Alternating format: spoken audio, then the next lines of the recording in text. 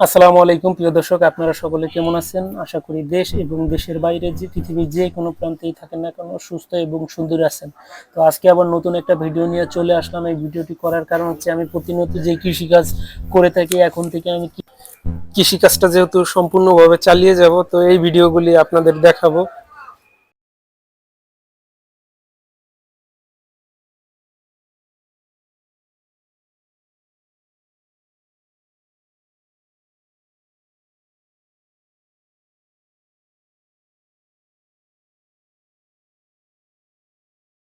তো এখন আপনারা যেই ঘাসগুলি দেখতেছেন, যেগুলি এখনো নতুন কুলকি উঠছে, যেই ঘাসগুলি আর কি আমরা কাটার পরে, যেই গাছগুলি এখন এই যে এই গাছগুলি দেখতেছেন না, এইগুলিও কাটার পরে এরকম দু একদিনের ভিতরে এরকম ছোট ছোট অঙ্কুর জ্বালায় যাবো গা। এইগুলিরে আবার সার দিতে হবো, পানি দিতে হবো, প্রতিনিয়ত যত্ন করতে হবো। যত্ন করার পরে আবারও কিছুদিন পরে যায়, ধরেন আপনার 20-25 দিন পরে এগুলা খাবারও উপযোগী হইব, গরুতে তখন ওই লোকা খাইতে পারবো।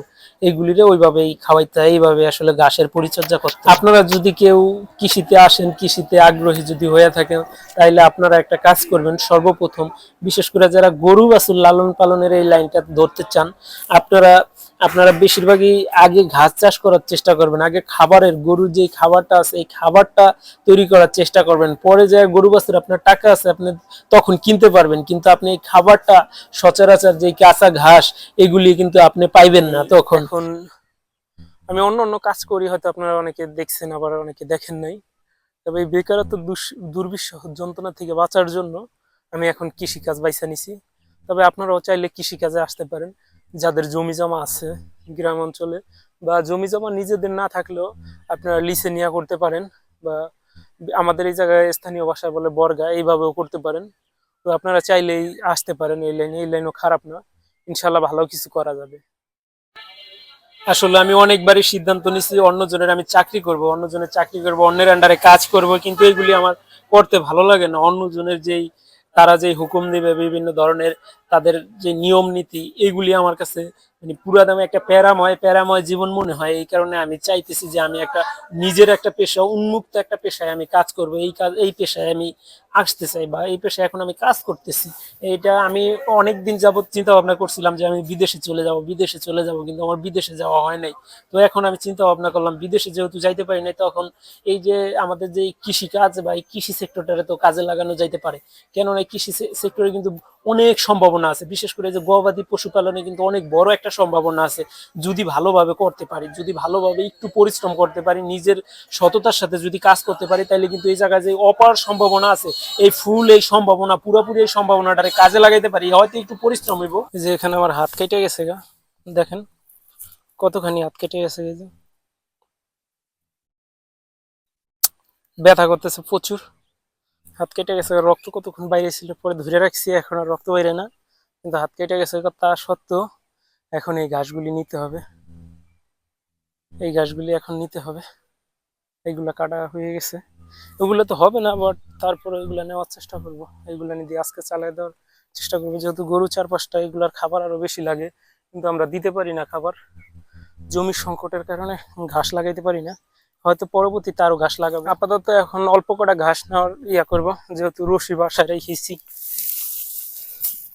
এখন এই কটা ঘাস নিয়ে যাব কাঁধে করে।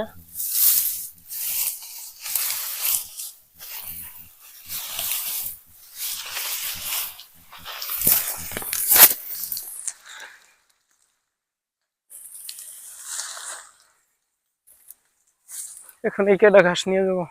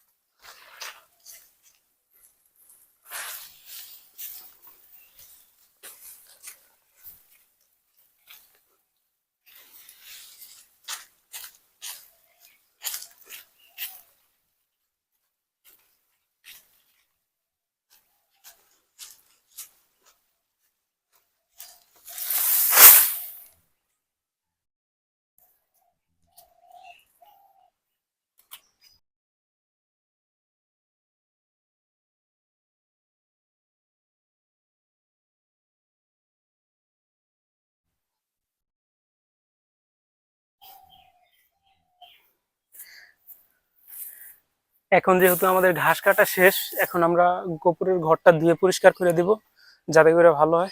এই জন্য এখন গরুর ঘরটা পরিষ্কার করতে যাব। হচ্ছে আমাদের গরু ঘর, এটারে এটাই হচ্ছে আমাদের গরু ঘর। এটা এখন পরিষ্কার করব, যে জায়গায় ময়লা ময়লা আছে সব পরিষ্কার করে নিতে হবে। গোবরগুলি আস্তে পরিস না, ব্যথা পাইস না। দেখি এটা তো ইয়া করা আছে, এটারে জাগাইতে হইব। পলিথিনটারে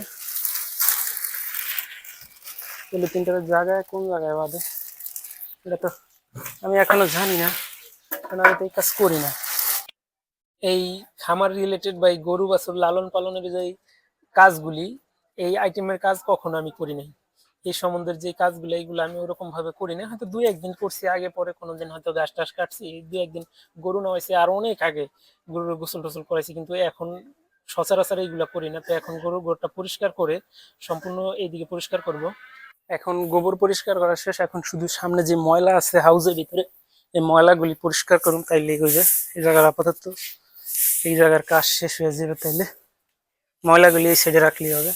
এখন এই যে হাউসটা পরিষ্কার করে দিতেছি সবচেয়ে ভালো হইবে। এই জায়গায় অন্যান্য খাবার দেবো, তখন এই খাবারগুলি ভালো থাকবো, ফ্রেশ থাকবে, তখন স্বাচ্ছন্দ্যে গরু খাইতে পারবো। তো হাউসটা পরিষ্কার করার শেষে এখন আমি চলে আসছি। এখন হলো গরুরে মানে যে ফ্লোরটা ছিল এই ফ্লোরটা পানি দিয়ে ধুয়ে দিতে নিয়েছিলাম, তখন আবার মাই কইতেছে যে ফ্লোরটা পানি দিয়ে ধুয়ে দিলে কাজ হইব না, তোমার এই গরুগুলির একটু ভিজাই দিতে হইব। গরুর পিছন সাইড দিয়ে সবগুলি গরুর একটু ইয়া করে দিতে হবে, পানি মাইরা দিতে হবে, যাতে যে গোবর লেগে থাকে, গরুর যে গোবর থাকে এই গোবর যাতে না থাকে।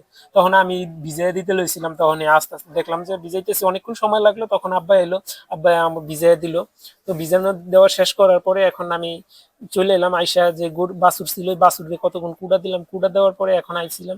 যখন আমি মোটর চালাইছি তখন দেখলাম যে মোটরে তো ওই রকম ভাবে স্পিড পাইতেছে না, পানি ফোর্সে যাইতেছে না। তখন বুঝতে পারলাম যে যে কোনো একটা ঝামেলা হয়েছে। তখন কি ঝামেলা, আমি ভাবলাম যে নিশ্চিত আর্থিং দুর্বলতার কারণে।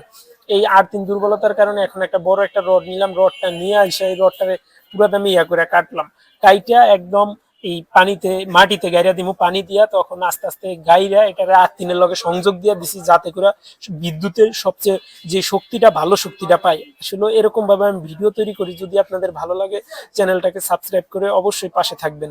পাশাপাশি ভিডিওটা যারা ফেসবুক থেকে দেখতেছেন আইডিটাকে ফলো দিয়ে লাইক কমেন্ট শেয়ার করে পাশে থাকবেন।